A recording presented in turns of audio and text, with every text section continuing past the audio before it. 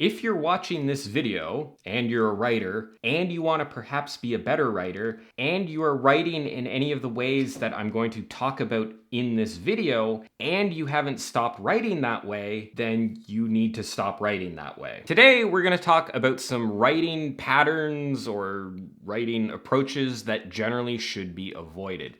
These are approaches or methods that people should just stop using entirely. So if you're a writer and you're watching this video, please stop writing like this. Starting with the first thing that writers should stop doing, writing descriptions that make no sense. If you describe trees as standing proudly or shingles as fighting against the rain, then that's kind of a problem. I think sometimes people want to sound sort of literary, maybe a little bit highbrow, so they come up with these really out there ways to describe usually everyday mundane scenes, and it usually just doesn't work. They lean into a lot of metaphorical or simile-filled language that I don't know. I don't know what words landing like a bruised liver is supposed to feel like.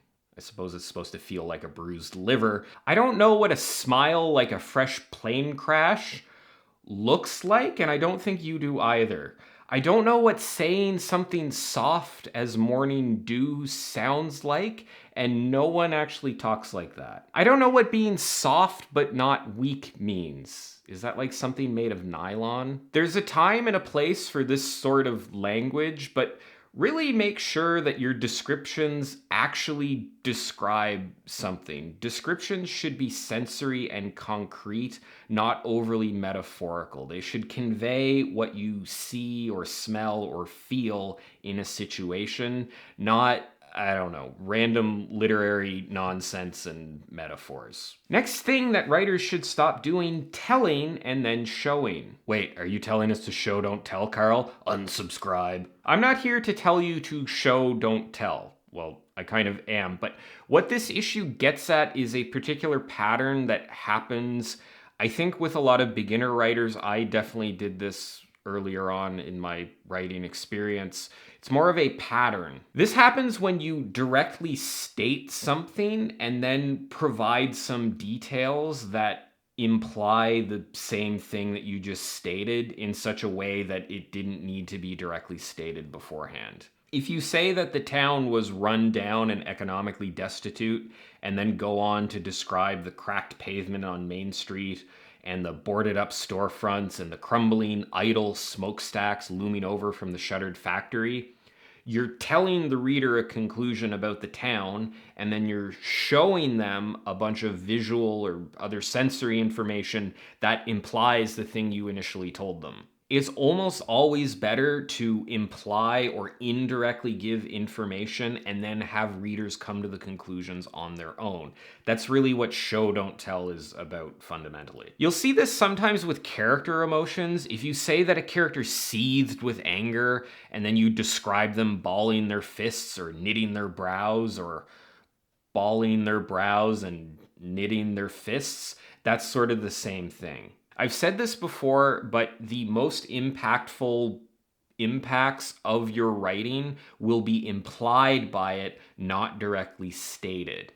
Give the reader clues, let them pick up on those clues and make conclusions for themselves. That's a way to create more effective writing. Next thing that you should stop doing, any of your specific writing tics or overused constructs. We all have these things that we way overuse in our writing. Could be a phrase, it could be that your characters are always shrugging or grinning, could be how you always start a chapter describing the time of day. I'm looking at you, Robert Jordan, and also the smiles not reaching your character's eyes.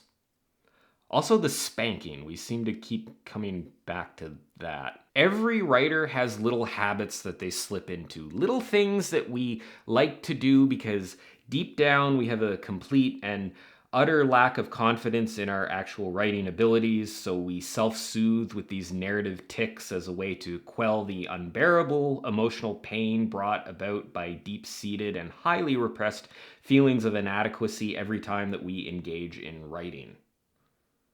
So try to stop doing those things. Hold on, I have a character who needs to narrow their gaze for the 15th time this chapter. Recognize when you use something a lot. This is a really great thing to have your critique partners look out for. It could be a single word, it could be a phrase.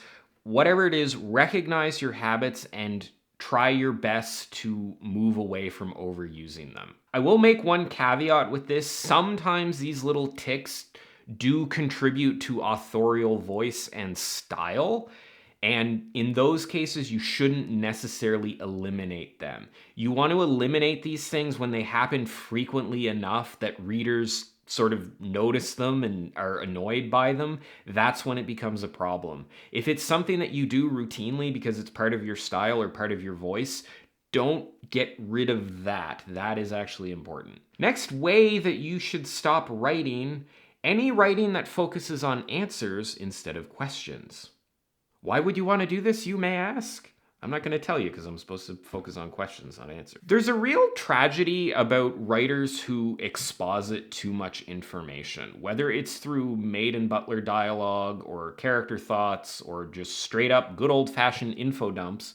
Dropping character or world building information in this way is almost always detrimental to the story. And the real sad thing about this is most of this information is actually not necessary, and the reader not knowing a lot of these things might actually enhance the story. You'll see a lot of famous authors talk about cutting things from your writing, and I think part of what they're getting at is this idea that keeping the reader in the dark about things often makes a story better. Good writing makes a reader ask questions that they want answers to. It usually provides answers to those questions eventually, but the most impactful part of the exercise is not the answers, it's getting the reader to ask the questions. The mark of a good writer is one who can pull a reader in an engaged way through the middle of a story when there are still questions that need to be answered. A story starts when the reader asks these questions and it ends when they get answers to them. I think a lot of writers try to answer as many questions as they possibly can, but when you do that, you kind of end your story. You destroy all of the momentum. And this doesn't just apply to world building, it also applies to characters and character backstories. It applies to a certain degree to plot. All aspects of your story have this sort of question and answer pattern to them. You should strive for the reader to have questions and make them desperate to get answers to those questions. That's different from confusing them or keeping them in the dark to the point where they can't get engaged with the story. You can go too far to the point where it just becomes frustrating and the reader doesn't have any information and you don't explain anything, but that doesn't mean that you should explain everything. You need to write in a way where the reader can discover your story, not in a way that just explains it to them. People miss the fact that it's the discovery aspect that really is the story. It's not the other way around. A narrative is just not relating events or facts or information. It's curiosity, it's questions, it's ambiguity, it's not knowing and a desire to know. Speaking of desires, I have the desire to end this video because I've run out of stuff to say, and if I just keep talking here, it's just going to be a mess and nobody wants that. So there you have it. If there are any ways that writers write that you think they should stop writing, please share them in the comments down below. If you want to see more stuff like this, you can check out all my other writing advice related videos and subscribe to my channel. As always, thanks so much for watching, and I will see you next time. Come up here. Come up here. Don't just stand out of frame and ruin the audio with your meowing. Come here.